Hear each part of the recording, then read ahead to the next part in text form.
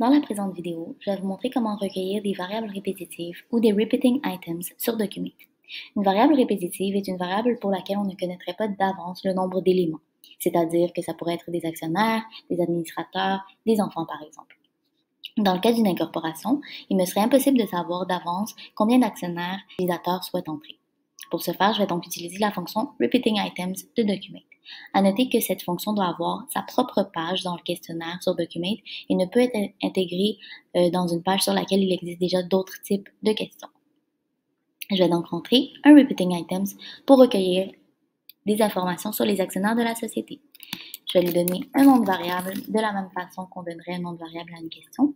Il est possible de poser une question initiale ou pas, c'est-à-dire y a-t-il des actionnaires dans la société? Et l'utilisateur aurait à répondre oui, non. En répondant oui, l'utilisateur devra remplir les informations sur chacun des actionnaires. Dans ce cas-ci, comme il n'est pas optionnel d'avoir des actionnaires dans la société, je ne souhaite pas mettre de question initiale. Par ailleurs, il est également possible de collecter tous les items sur la même page, donc tous les éléments, chacun des actionnaires, ou de demander à l'utilisateur à chaque fois qu'il rentre un nouvel élément s'il y en a d'autres à rentrer. Par exemple, y a-t-il d'autres actionnaires? Ce qui l'amènera à une nouvelle page dans laquelle il devra rentrer l'information chacun des actionnaires. Dans ce cas-ci, je souhaite collecter tous les items sur la même page.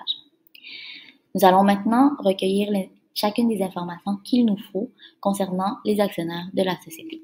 Dans ce cas-ci, je souhaite avoir le nom de l'actionnaire. À noter qu'il est possible de rentrer les mêmes types de questions que dans le questionnaire, donc des questions permettant de recueillir du texte, des choix de réponse ou des nombres, etc. Je vais nommer ma variable.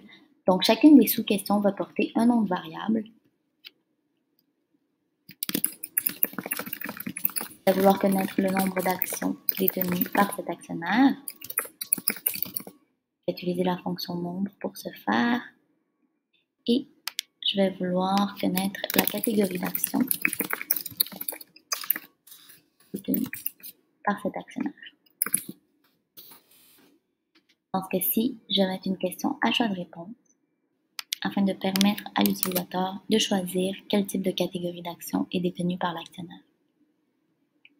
Il est possible de manipuler l'ordre des questions à partir de cet onglet.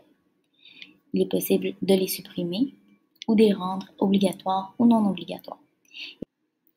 À noter qu'il serait également possible de rajouter de la logique aux sous-questions d'un repeating item.